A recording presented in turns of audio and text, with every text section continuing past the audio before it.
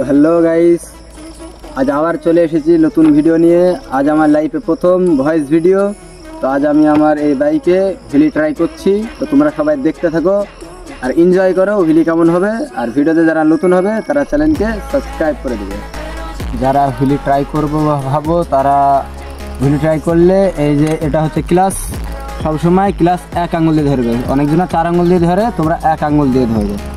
আর পেসকার ব্রেকে জানে কখনো পা জানে না হাঁটে পেসকার ব্রেক থেকে, তাহলেই হুইলি সম্পূর্ণ হবে। আর হুইলি পপ করার সময়তে নিশ্চয়ই গাড়ির আরপিএম জানে 7000-এর কাছে থাকে। তো এবার আমি হুইলি ট্রাই করছি, দেখো কেমন করে, তোমরা সবাই দেখতে থাকো।